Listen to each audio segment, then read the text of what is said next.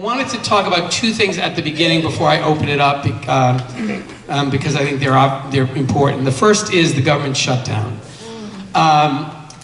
It is my view that it is never appropriate to shut the government down over a policy disagreement. It doesn't happen anywhere else in the world but in the United States of America. And it's funny, when you have conversations with people from other countries who either serve in government or diplomats, they actually don't understand it. Like, what do you mean the government is shut down? Because they have political parties that, you know, a government loses a vote of confidence, but they never shut down. I mean, it's just completely inappropriate. And there will be legislation introduced when this shutdown is over that I will co-sponsor with a number of colleagues that will prevent shutdowns from ever happening again, that say, basically, if Congress doesn't fund the government, it will automatically be funded at exactly the same level until such time as a funding bill, so that we will remove this lever or this stick that is being misused by the president to get a policy position that he agrees with. So I think there's an answer there that we should solve. But it's important also to know, look, we have passed 9 times bills to fully fund the government. And we didn't take like the Democratic view of these things. We took the Republican funding bills that came from the Senate, that were passed unanimously by the Senate. We didn't say, we don't even want to compromise, we'll give you what you want. In its entirety, we passed those bills, and Mitch McConnell refuses to bring those bills to the floor for a vote unless the president, sort of like Mother May I, unless the president tells him he can do it. That is not how our government was designed. The United States Senate is an independent body that is supposed to have oversight responsibility of the president. So the idea that they won't do it until the president tells them they can is a real distortion of the system. And we really have to keep pressure on the Senate to say, bring those bills to the floor, reopen the government. We can have a full discussion about the best way to secure our border, but you cannot allow the government to be shut down every time you have a policy disagreement with the other side. And the real danger is if we were to say, okay, we'll give in, so you'll reopen the government, you'll create a very bad precedent, particularly with this president. It's also important to note that despite what the president has argued, Democrats have always supported border security. In the last 2 years, we appropriated $1.7 billion for border security. The Department of Homeland Security has actually spent about 6% of that money. So there's a lot of unspent money. That's not to say we don't need to do more, but we want to do it in a way that actually works. And so there are 2,000 border agents, positions at the border which are unfilled. You know why they're unfilled? Because they can't retain people in those positions because of the lack of infrastructure. They're using porta-johns, they don't have clean water, they don't pay agents if they move from one post to another. So there's a lot of things we can do to actually improve border security. Investing in the infrastructure at the ports of entry, investing in infrastructure where our Border Patrol works so we can retain and fill those 2,000 positions. That's one. Two, the Coast Guard only is able to interdict 25% of actionable intelligence on drugs coming into the United States. The other 75% they can't even interdict, though they have intelligence about it. Why? They don't have sufficient personnel or sufficient equipment. So if you want to be serious about taking on drugs, fund those 100%, it'll make a difference. Use technology, use drones, use satellite, do cargo inspections for things coming into this country. So there's a lot we can do to secure our border. Democrats have always supported that. We do not believe it makes sense to spend $5.7 billion on this big $70 billion 1,000-mile wall, which will not in fact work. That's a colossal waste of money, and I don't actually think the president really wants the wall. I think the president wants the fight. I think he thinks like this is a winner for him to be in this fight, falsely claiming he cares about security and Democrats don't. And the reality is, shutting down the government in the name of national security is making us less safe as a country. It's making it less safe to travel in the air, it's making it less safe at the border when people aren't being paid, and it's making it less safe for things like food inspection and a range of other things. The real tragedy of the government shutdown is not only the way it impacts our economy and millions of Americans whose services are affected, but obviously the most significant impact is on the federal employees. I mean, imagine being told, go to work hard, do your job, but you're not going to get paid. And it is unconscionable that the president is doing this. And I've had the privilege of speaking to a number of federal employees, and as you can imagine, so many folks live week to week, month to month, and the idea of not having a paycheck means there's a real threat about their ability to pay their mortgage, pay their rent, buy food. I mean, we have federal workers at soup kitchens. I mean, it's disgraceful. So,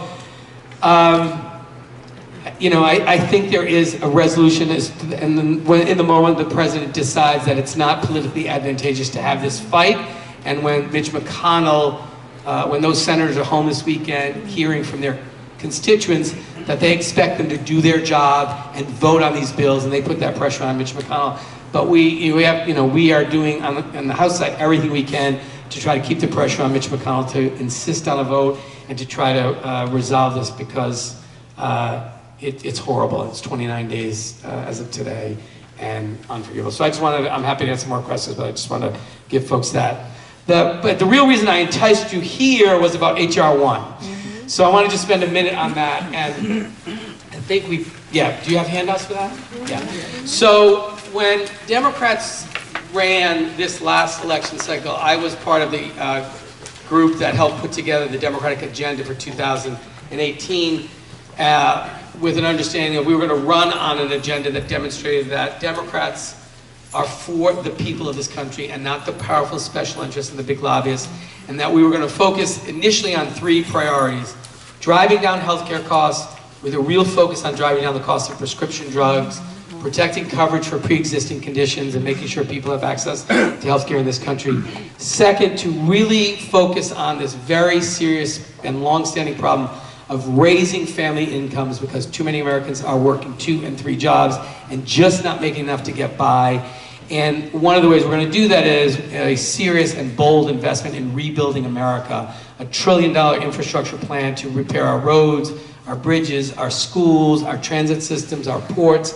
It will create 16 million really good paying jobs and help to raise family incomes. And the third was to really take on, in a serious way, the corruption and self-dealing and corrupting influence of money in our political system. So, and there's lots of other things on climate and guns, and we have that's, a big agenda, but we decided that we really wanted to focus initially on these 3 things which mattered in every congressional district in the country. So when Democrats took the majority in the House, the first bill we introduced, HR 1, is a transformative democracy reform bill. My view is that if we don't fix the way government works, the likelihood that we're going to make progress on any of the other things we talk about is very small. Because we have got to really empower the voices of the American people again and reduce the influence and voices of big special interests and big corporations in this country. And so we have an HR 1, which is a very comprehensive bill that does a number of things, and I wanted to be sure that I talked about it. And for people who are interested in the specific language in the bill or copies of the bill, just let me know before you leave, and I didn't want to barrage you with too much of this, but the kind of most important part of it, I really did divide it into several sections. The first one is to make sure that we amplify the voices of the American people and make it easier to vote, easier for people to participate. So it includes the automatic voter registration bill, which is my bill, is in HR 1, so that when you turn 18 and you're a citizen of the United States, you are automatically registered as a matter of law. And we remove that obstacle, so it makes it easier, not harder, for people to vote. It has provisions that will make it easier and require early voting, so that people can vote early. It restores the Voting Rights Act in light of the Supreme Court's decision. And it invests a significant amount in protecting electoral integrity to be sure that actually the American people decide who wins their elections and don't, prevent foreign governments from interfering in any way. It raises a whole series of ethical standards and empowers the Government Ethics Office with some additional resources, some conflict of interest requirements. It requires disclosure of presidential tax returns, which is also my bill.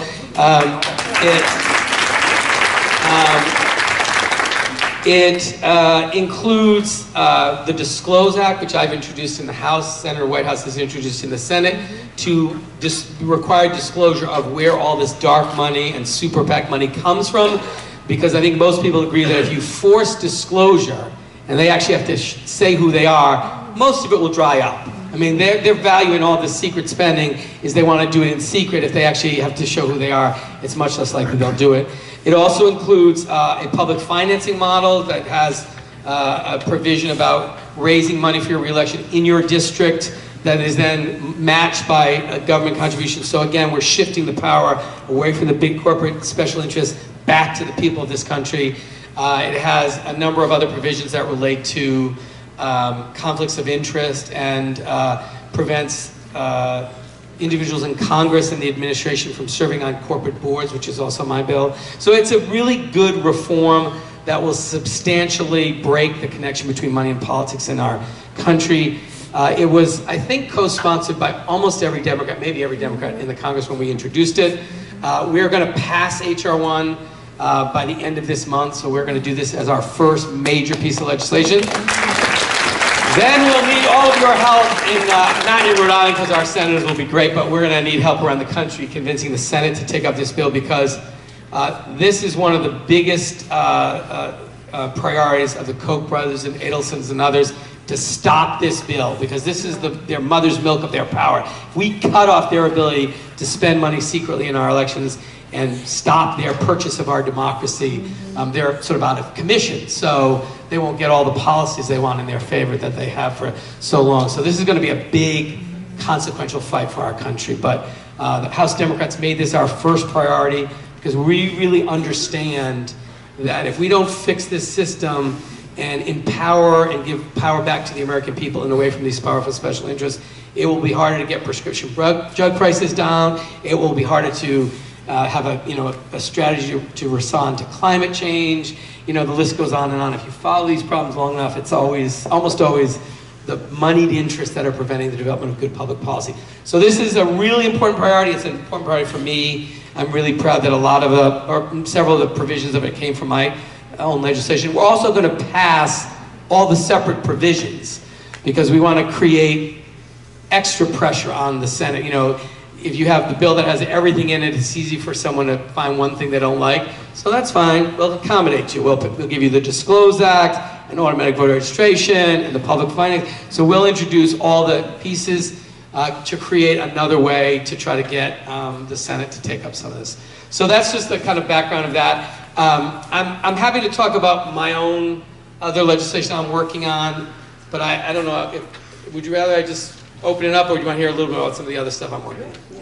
Okay, so a couple of things I want to just mention briefly is I have been a strong proponent from actually my early days in the state legislature, and then as mayor, I was a founding member of Mayors Against Illegal Guns with Mayor Bloomberg and Mayor Menino, and I've continued that work in Congress. So I have a number of bills that we have reintroduced and will reintroduce to really begin to get at this problem of gun violence in our country.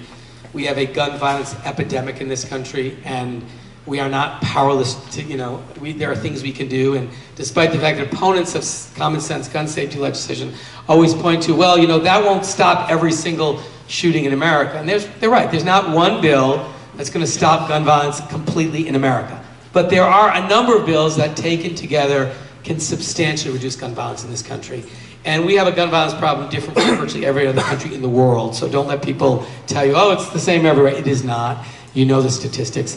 But I was the author of, and will reintroduce the assault weapons ban this Congress, which will prevent these weapons of war from being in our communities.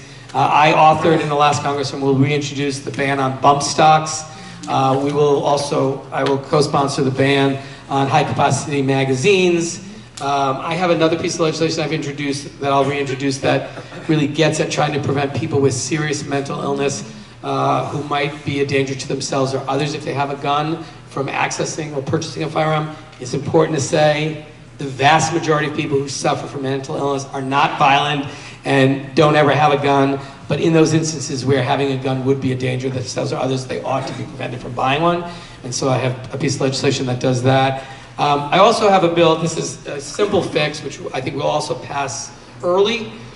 If you go to purchase a gun right now and they do a criminal background check if you go to a gun store, and if the background check doesn't come back within 3 days, the gun seller is allowed to sell you the gun. So now think about this. Sometimes it doesn't come back in 3 days because it will say possession of cocaine, conviction. Well, in some instances, in some states, a possession of cocaine is a misdemeanor. In some states, it's a felony. So it may be that they have to get some paperwork. But what happens is if the background check comes back in 5 days, and it says you are disqualified for buying a gun because you're a convicted felon or some other reason, the gun's already gone. And, sorry, turn that up.